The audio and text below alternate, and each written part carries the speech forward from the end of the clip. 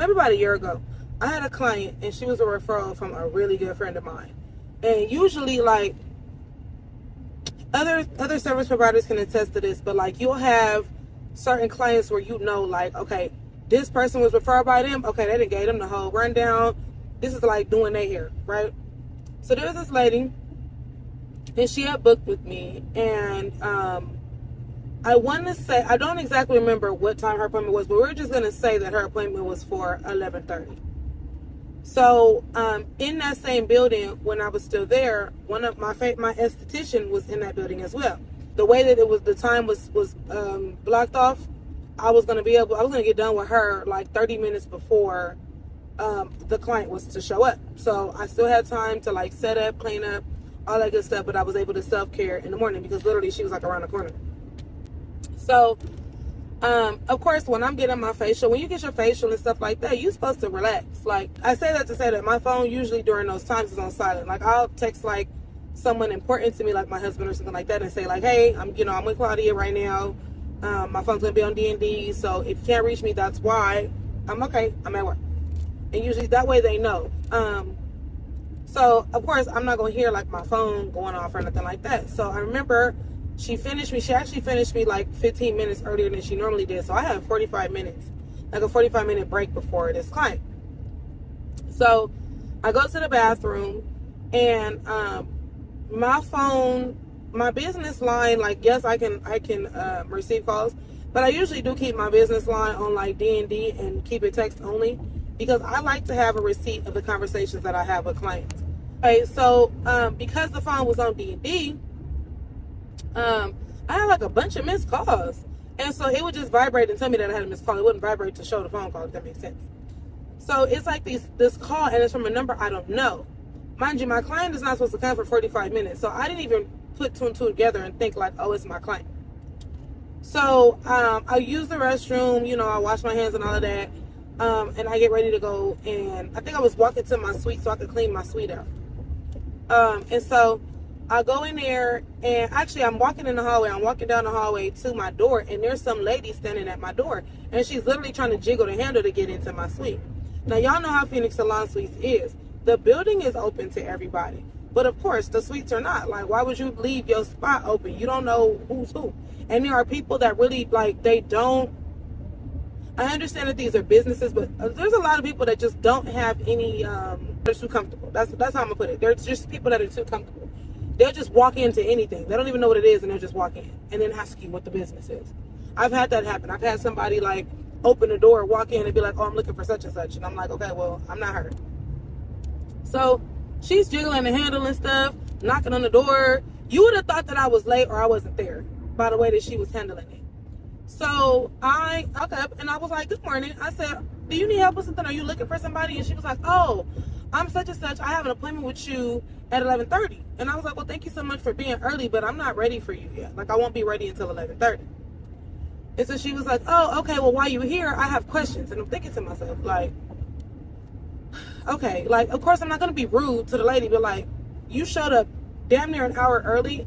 And while I appreciate early clients, like, I got to mentally get ready. I'm not really a morning person. I like to have my coffee. I like to mellow out. I like to meditate. I like to get ready to deal with these different energies, right?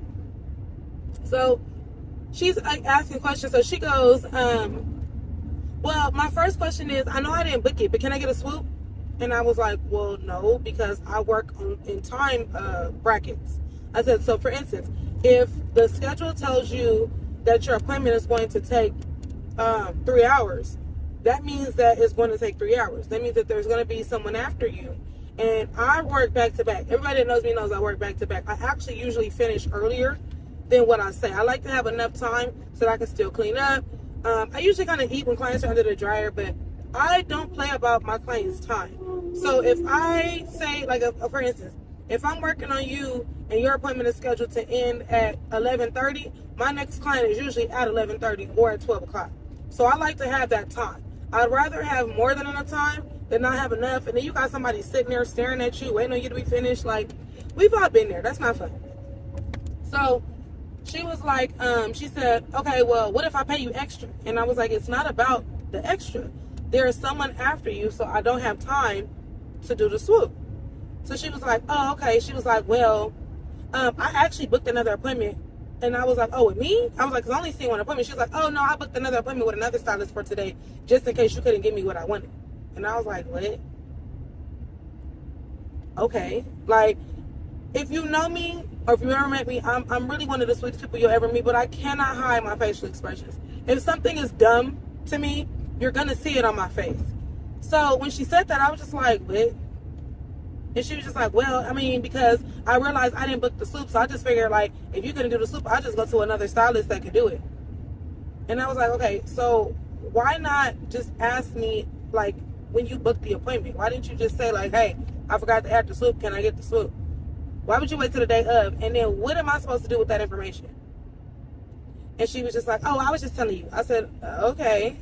I said, well, look. I said, you have 30 minutes to figure out who you want to go to. Either way, just a reminder that, deposits are non-refundable. You've clearly shown yourself here. So if you decide that you won't want to come, that's now considered a no-show. And she was like, oh, well, the money ain't the problem. I got plenty of money. And I was like, okay, that's fine. I'm just letting you know, like, what's what. So I was like, okay, well, now we have like 30 minutes instead of 45. So I'm going to go and clean out my suite, which is what I was doing before you got here. Once again, it was nice to meet you. Thank you so much for being early. I have some things that I need to handle and get out of the way before your scheduled appointment time. She was like, okay, no problem. So at like 11:25 or something like that, she texted me. She was like, I decided that I'm going to stay. And I'm just like, okay. So I'm doing her hair, and what did she tell me? She going to tell me like, oh, I have spiritual gifts. I was like, okay. All right.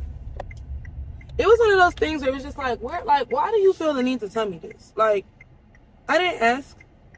Like, we all have spiritual gifts. You just have to tap into them and know how to use them. But like, what are you telling me that for?